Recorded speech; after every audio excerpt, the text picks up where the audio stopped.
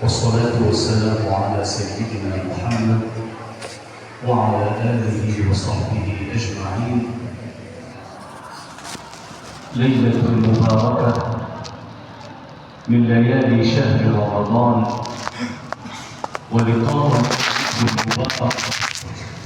أسأل الله سبحانه وتعالى أن يملأنا بعين عنايته. وتقبل الله طاعتكم وأهلا وسهلا ومرحبا بكم. Bismillahirrahmanirrahim. Assalamualaikum warahmatullahi wabarakatuh. Yang kami hormati Ketua DKM Masjid Al-Hidayah Sahur Rahmati Allah Subhanahu wa Ta'ala. Yang kami hormati tokoh agama, tokoh masyarakat, tokoh pemuda, singkatnya hadirin yang dirahmati oleh Allah Subhanahu wa Ta'ala. Mohon izin beberapa menit ke depan kami menerjemahkan apa yang disampaikan oleh tamu kita. Kurang lebihnya mohon maaf jika ada yang kelojatan, ada yang kurang. Sama-sama kita dapat memahami dan kita saling bersama.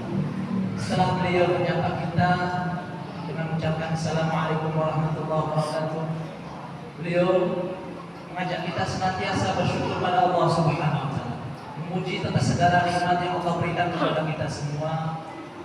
Atas Allah bukakan pintu-pintu kemuliaan, pintu keberkahan di bulan suci yang penuh barokah ini. Kemudian beliau mengajak kita yang pertama ini bersalawat kepada junjungan alam dan besar Muhammad sallallahu alaihi wasallam. Allahumma shalli wa sallim wa barik. Beliau sampaikan sangat senang diperjumpakan oleh Allah Subhanahu wa Ta'ala bersama masyarakat yang ada di Kecamatan Sapi, Desa Sangiang. Alhamdulillah beliau ini pertama kalinya berkunjung ke tanah Indonesia, langsung berkunjung ke Nusa Tenggara Barat. Alhamdulillah kita dapat dikunjungi dari salah satu utusan daripada ulama Palestina, Mubalik Palestina yang sebagai perwakilan daripada saudara-saudara kita yang ada di Palestina, mengucapkan terima kasih banyak atas segala bantuan yang telah diberikan oleh masyarakat Nusa Tenggara Barat kepada saudara-saudara kita yang ada di Palestina. Semoga Allah kabulkan segala hajat kita, semoga Allah terima segala amal kebaikan kita di sisi Allah Subhanahu wa Ta'ala. Amin ya rabbal alamin. أيها الإخوة الكرام، أدعوكم هذه الليلة إلى باب من أبواب الخير. أدعوكم إلى عمل يبعد عنكم البلاء والأمراض وميتة السوء. أدعوكم إلى طاعة تطهر النفوس وتزكيها. أدعوكم إلى الإنفاق في مرضاة الله عز وجل. Beliau menyampaikan kepada kita semua tentang satu amalan, satu bentuk ketaatan kepada Allah Subhanahu wa Ta'ala, yang mana dengan amalan tersebut Allah Subhanahu wa Ta'ala akan jauhkan kita dari segala macam bencananya. Allah Subhanahu wa Ta'ala akan sembuhkan kita dari segala macam penyakit. Dan Allah Subhanahu wa Ta'ala akan selamatkan kita dari mati yang su'ul khatimah. Amalan apakah tersebut? Beliau sampaikan bahwasanya kita bagaimana menggunakan harta kita di jalan Allah Subhanahu wa Ta'ala. وإنفاق المال في مرضاة الله جل جلاله يتضمن أمرين اثنين. أولاً إيتاء الزكاة وهو واجب وفرض عين. ثانيا إنفاق الصدقات وهو مندوب إليها ومؤكد عليها بدليل قول النبي عليه الصلاة والسلام فيما رواه الإمام الترمذي: إن في المال حقا سوى الزكاة. Jadi menggunakan harta kita di jalan Allah Subhanahu wa Ta'ala itu ada dua macam. Beliau sampaikan yang pertama yaitu ada namanya amalan zakat. Jadi apabila kita mengeluarkan harta kita di jalan Allah dalam bentuk amalan zakat, ini hukumnya fardhu ain bagi setiap muslim. Baik laki-laki maupun perempuan, apabila laki-laki memiliki harta yang cukup kemudian sudah sampai pada nisabnya, maka wajib bagi dia mengeluarkan zakat setiap tahunnya. Adapun infak dan sedekah Ini adalah amalan yang disukai oleh Allah dan Rasulnya, perkara sunnah. Tetapi perkara sunnah itu sangat dianjurkan oleh Allah dan Rasulnya. Sebagaimana sabda baginda Nabi Sallallahu Alaihi Wasallam dalam hadis riwayat Tirmizi, baginda Rasul Sallallahu Alaihi Wasallam bersabda, sesungguhnya di antara harta kalian itu ada hak orang lain yang membutuhkan, kecuali daripada hak zakat tersebut, yaitu infak dan sedekah. لقد حثنا الله عز وجل على إنفاق المال في القرآن الكريم مئات المرات. ألا تذكرون قول الله عز وجل يا أيها الذين آمنوا أنفقوا مما رزقناكم.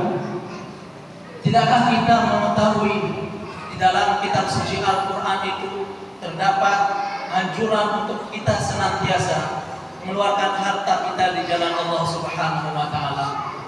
Maka salah satu ayat yang beliau sampaikan yang kurang lebih maknanya, wahai orang-orang yang beriman, infakkanlah harta di jalan Allah Subhanahu wa taala dari apa yang telah Allah berikan kepada kita. أخي المسلم، ألا تريد أن تزكي نفسك وأن تطهرها من البخل؟ أنفق في سبيل الله. ألا تذكر قول الله عز وجل خذ من أموالهم صدقة تطهرهم وتزكيهم بها. Kemudian beliau sampaikan kepada kita keutamaan tentang orang yang senantiasa menginfakkan hartanya di jalan Allah Subhanahu wa taala. Allah akan sucikan harta dia dan Allah bersihkan dia dari hati-hati yang buruk. Dalam sebuah ayat Allah Subhanahu wa taala berfirman, "Khudh min amwalihim shadaqatan tutahhiruhum wa tuzakkihim biha." Ambillah dari harta-harta mereka itu sebagai bentuk infak dan sedekah.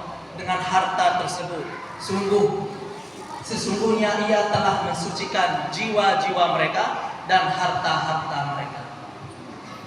أخي المسلم، هل أدلك على عمل إذا فعلته لصب الله عليك المال صبا؟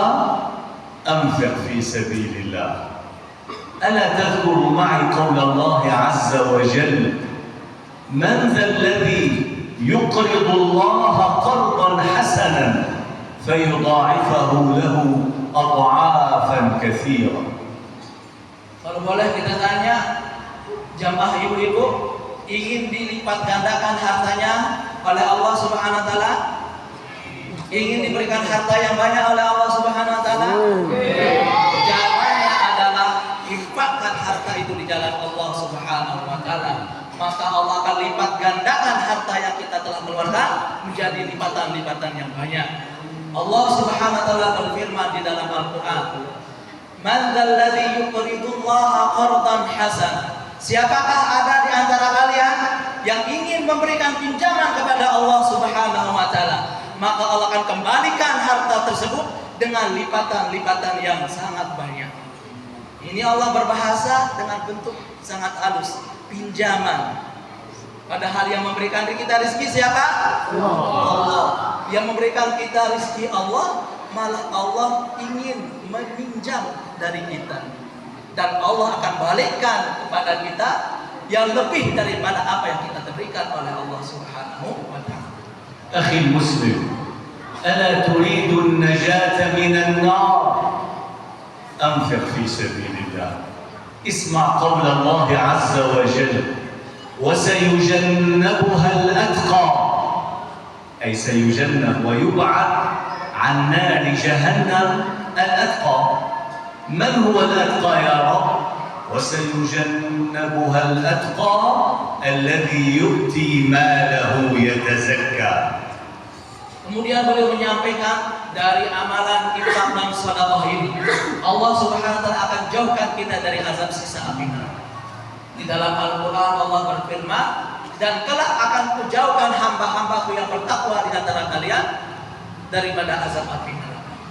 Siapa hamba-hamba Allah yang paling bertakwa tersebut? Dilanjutkan dalam lanjutan ayat tersebut dijelaskan tentang sifat orang yang bertakwa itu. alladzi yu'ti malahu yatazakka. Jadi sifat hamba Allah yang bertakwa yang akan dijauhkan dari siksa api neraka itu adalah dia senantiasa memberikan atas apa yang Allah berikan kepadanya, dan itu lebih baik bagi mereka dan lebih mensucikan bagi hati-hati mereka. أخيرا ها هو شهر رمضان قد انتصف، شهر العطاء، شهر الإحسان، شهر الخير والإكرام.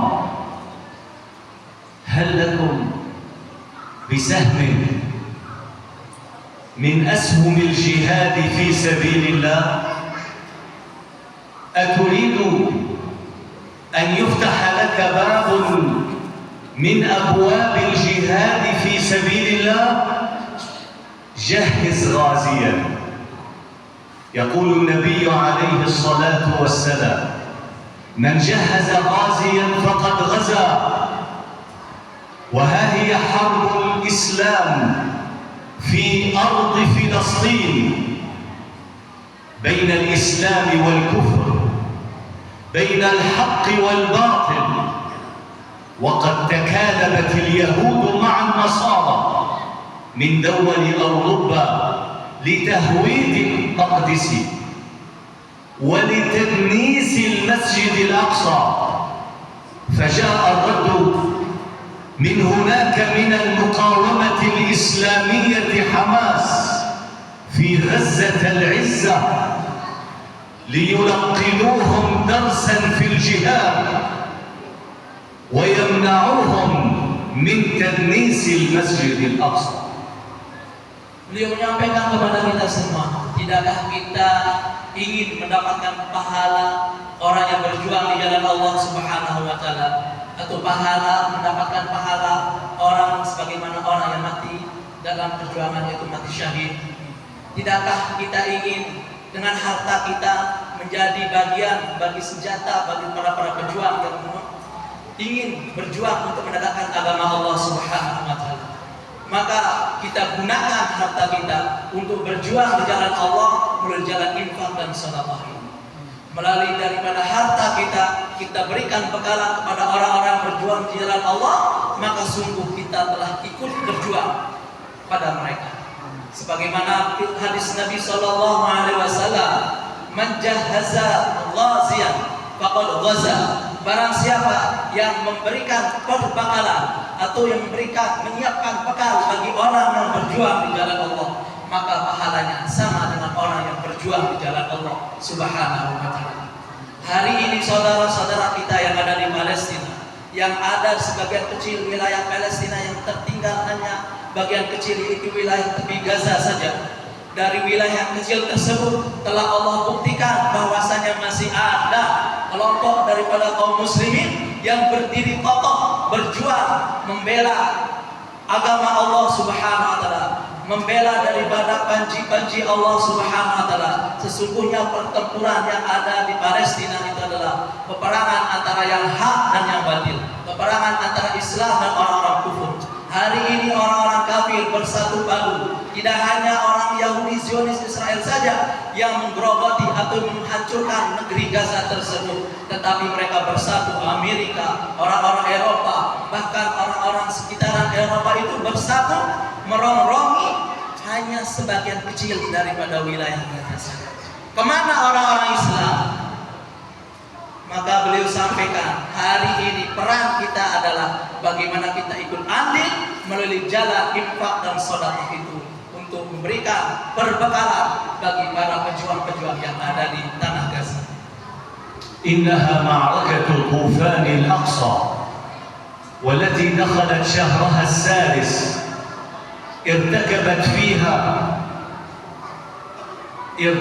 فيها الجيش الإسرائيلي إبادة جماعية ومجازر بشرية، هدموا البيوت والمدارس والمساجد فوق رؤوس ساكنيها، ليصل عداد الشهداء إلى 32,226 شهيدا، وإلى أكثر من 170,000 جريح في سبيل الله عز وجل. قدم من مالك أخي المسلم، وكن ناصرا لهم، وكن معينا لهم، تكفل الأرامل والنساء والأطفال. قدم من مالك بسخاء، وما تنفقه يضاعفه الله لكم مضاعفة كثيرة، والله واسع عليم، والحمد لله رب العالمين. Beliau menyampaikan kepada kita semua, hari ini orang-orang Yahudi Zionis Israel meluluh lantahkan negeri Gaza tersebut. Sudah kurang lebih 6 bulan lamanya, dari semenjak agresi militer 7 Oktober lalu sampai saat ini masih dalam keadaan kezaliman, masih dalam keadaan penindasan. Tercatat disampaikan kurang lebih ada korban jiwa yang tercatat sampai hari ini kurang lebih 32.200 sekian orang yang sudah mati syahid. 50% di antaranya anak-anak dan ibu-ibu. 300.000 orang sudah terluka. Tidak sedikit daripada fasilitas-fasilitas untuk madrasah-madrasah, sekolah-sekolah, masjid-masjid mereka hancurkan tanpa ada sisa. Ini yang akan kita menjadi pikiran. Ini menjadi yang menjadi pemikiran kita semua. Hadirnya kami dari Yayasan Amal Bakti Dunia Islam ini menjadikan perpanjangan tangan daripada para muslimin atau para donatur yang ingin memberikan sumbangsihnya kepada negeri Palestina, yang ikut andil dalam perjuangan untuk memerdekakan Al-Aqsa. Maka kami hadir sini untuk sama-sama memfasilitasi daripada para muslimin untuk kami salurkan sumbangan-sumbangan tersebut ke saudara-saudara kita yang ada di Palestina, yang ada di Gaza. Semua siap bersedia, Insyaallah. Maka hadir ini dari tim kami, Insyaallah.